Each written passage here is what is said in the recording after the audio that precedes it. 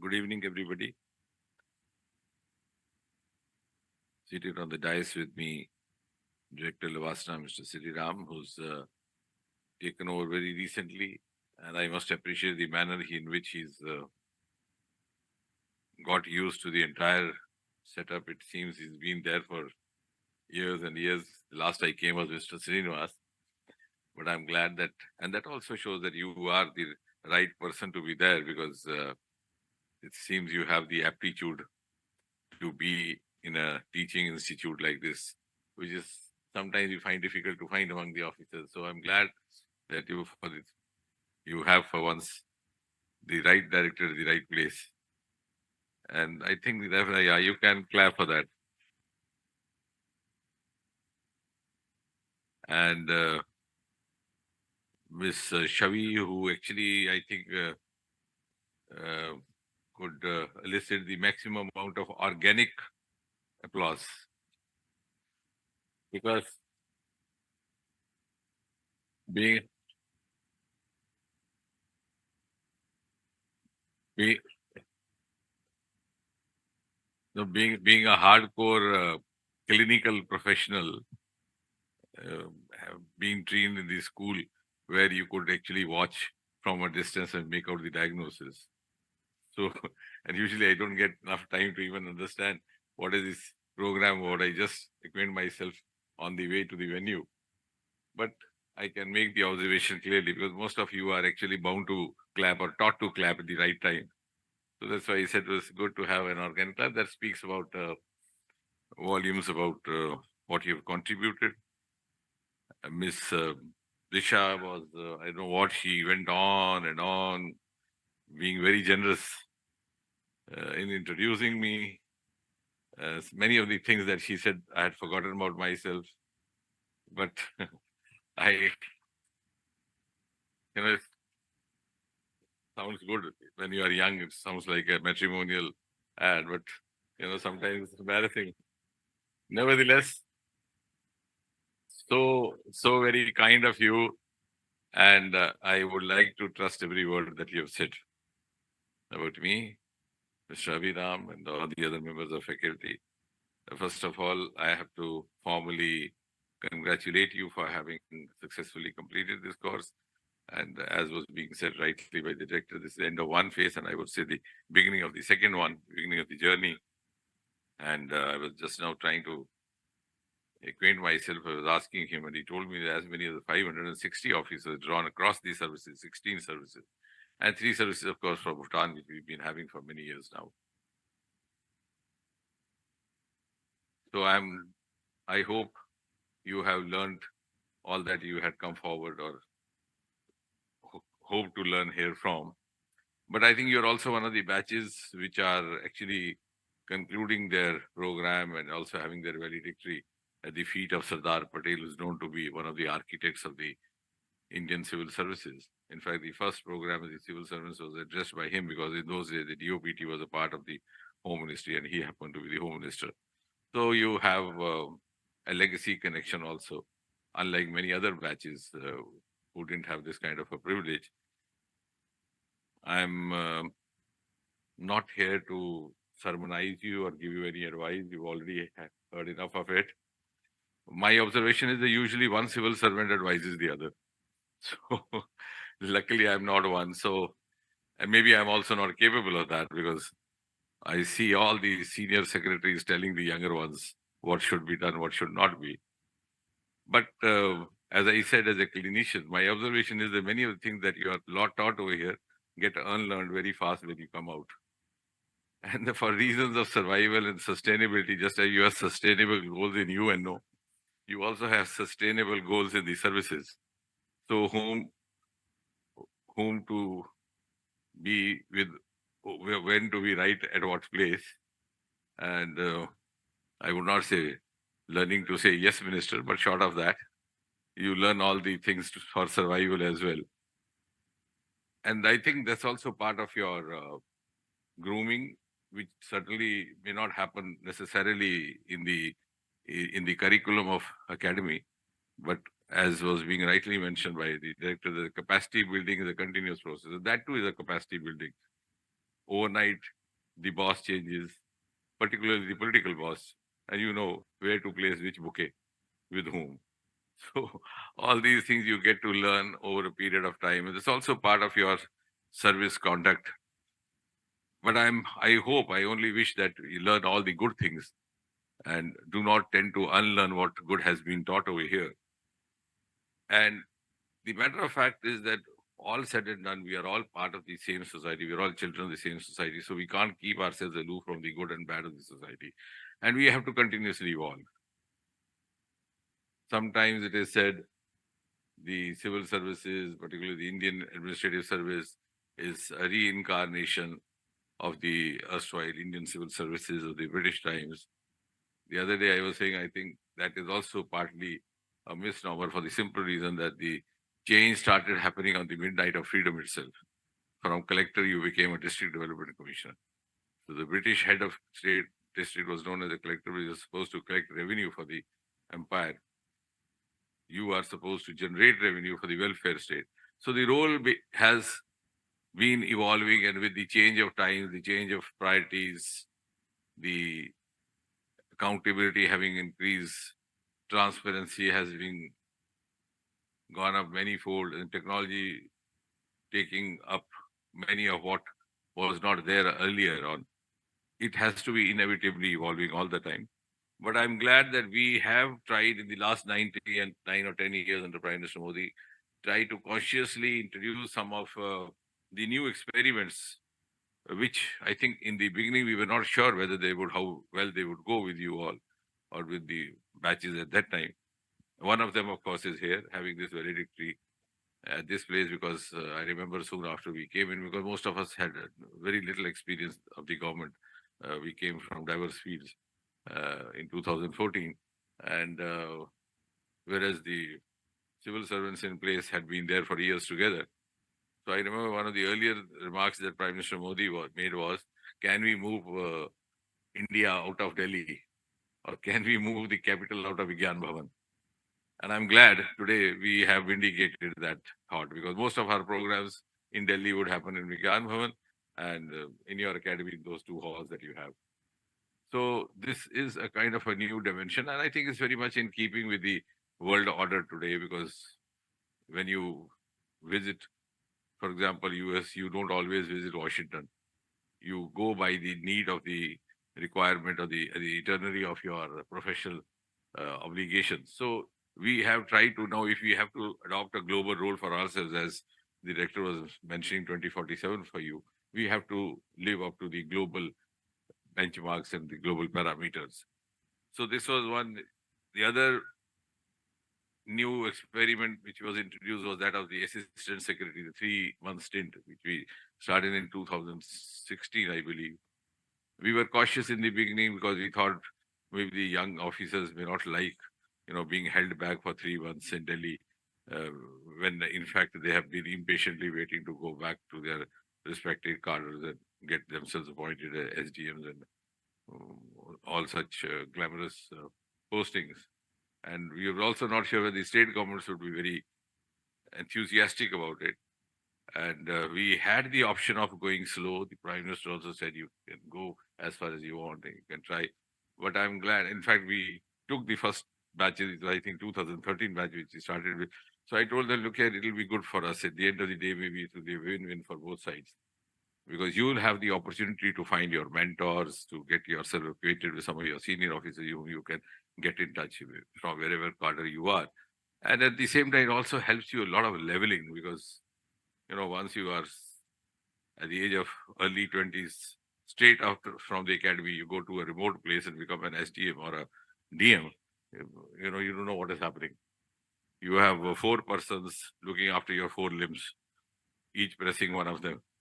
You are treated like a Maharaja, and then the matrimonial and the dowry market also becomes very active. So entire that kind of confusion that creeps in sometimes, is difficult to handle. So this also is a leveling ground. So spending 3 months amongst those who have gone through all that which you are going through today, and trying to learn from their experience. And I'm glad that afterwards, most of those who have been assistant secretaries look back with nostalgia, look back with a lot of fondness.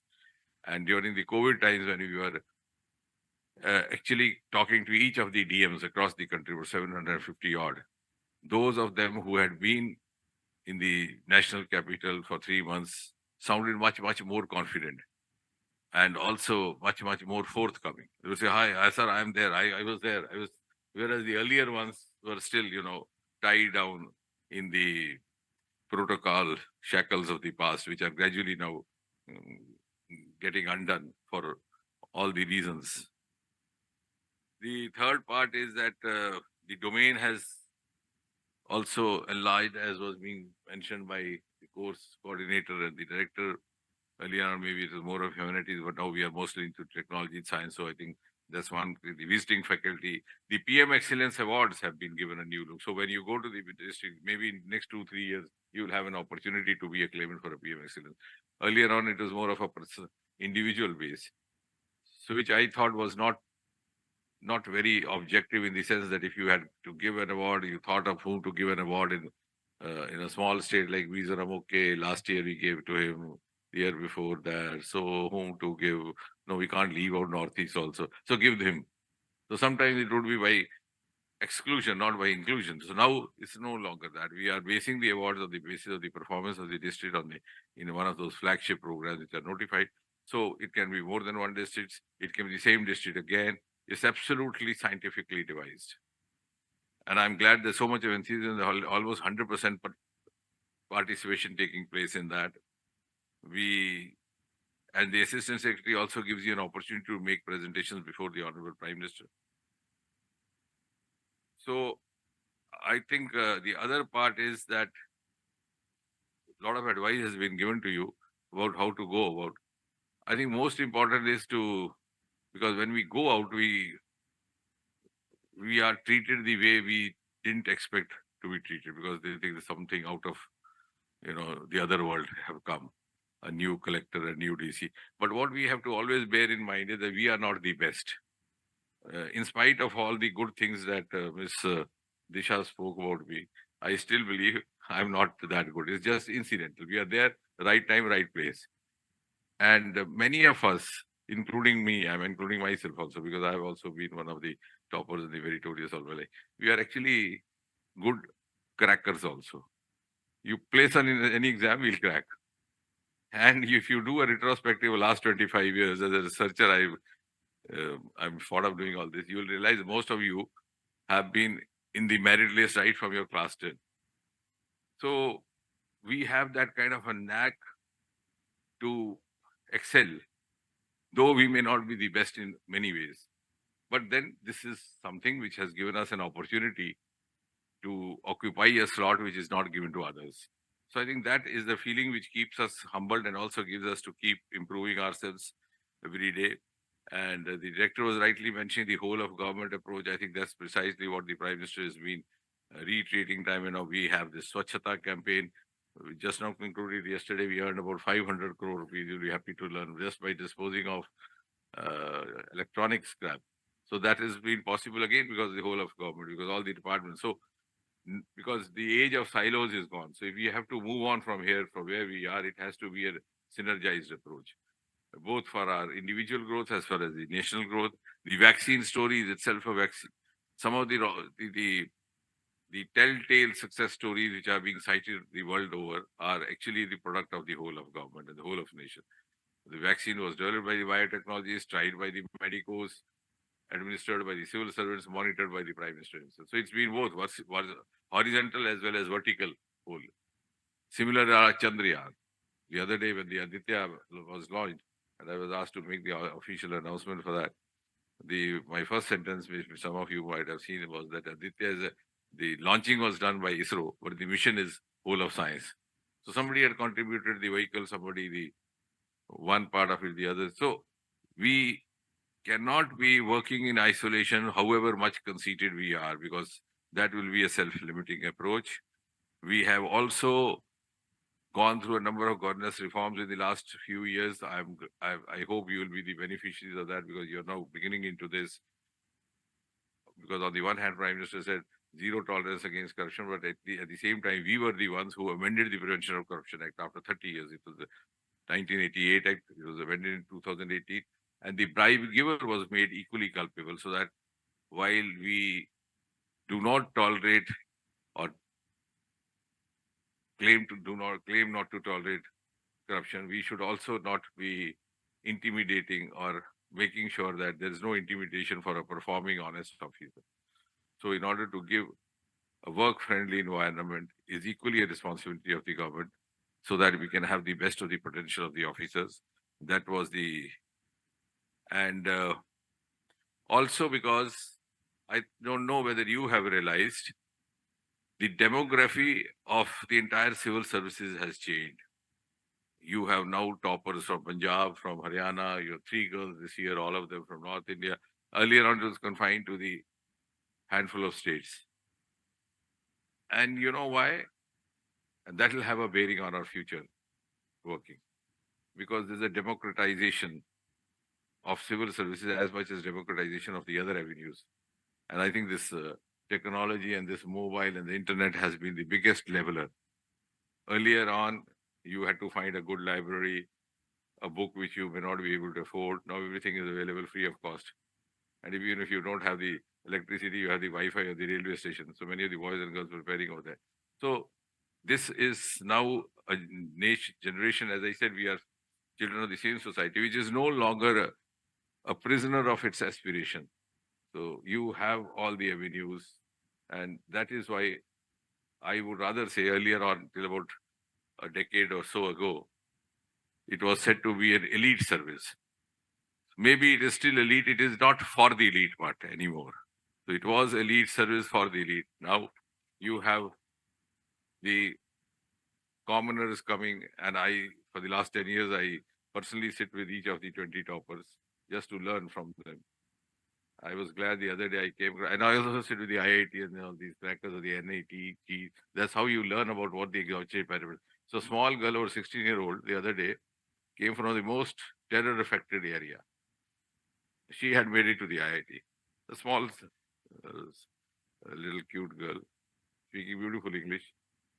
So I asked her, I said, you didn't have any access to uh, any any kind of a training or a coaching or access to any kind of guidance, and you were confined to your home and the terrorism around.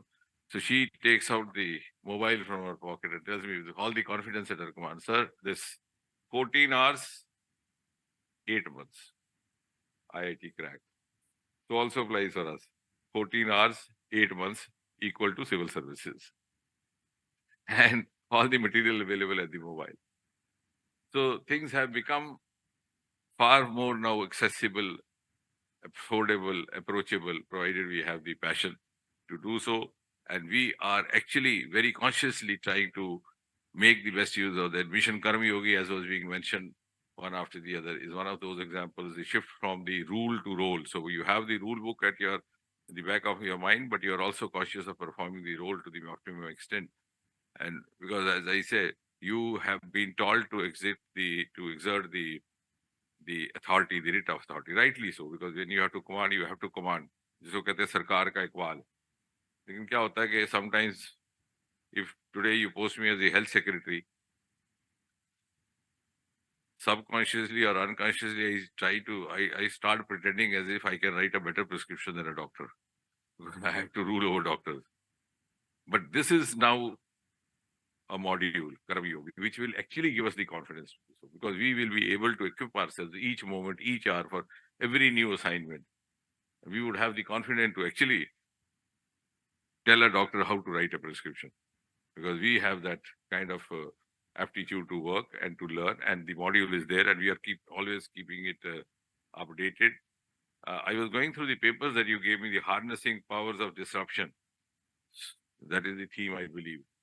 So that also brought to my mind that the climate change and the clean energy are some of the areas which earlier on neither the civil servants nor the political functionaries were actually expected to talk about. And the rest of the world also thought of India as a country to which all these subjects were alien. They thought this is beyond their comprehension, beyond their understanding. But today we have assumed a leading role in that. Just as in space, we are providing cues to others. Similarly, for example, in the area of clean energy, we are laying down the target of net zero 2070. And all these things you will have to carry forward. So India is no longer the India which was led by others. Today, the world is ready to be led by us. Now it is up to us whether we are in a position to lead them. And who are those us? Most of these ladies and gentlemen sitting in this hall. So I'm glad that made you happy. So that means that this is one of the best times happening for this generation, as I say. For the other day in that podcast, the lady asked me in the end, any regret and any wish. I said no regret because God will be angry. Wish, yes. I wish I was youth in this generation because all this was not available to the earlier. So you are third generation post independence. So कहते हैं, तीसरी पीढ़ी में संस्कार बदलता है. So you are seeing the changing of times, and now also because you will be entering into services. The director mentioned 2047, but it is you who will be there in 2047. Maybe somewhere you will be hosting a flag, or maybe you will be somewhere standing beside another VIP saluting the flag. And many of us may or may not be there, but it's so you have the opportunity, blessed opportunity, to claim to be the architects of the century India of 2047. Now, how would that 2047 India be? That itself is a challenge that calls for another session because I'm gaining the bad reputation of not talking like chief guest, talking like a keynote speaker. So I will not go on and on. Some other day, some workshop I can say.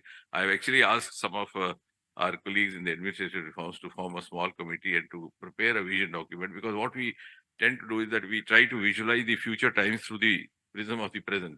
So when we talk of 2047, we talk through the prism of 2023 without realizing.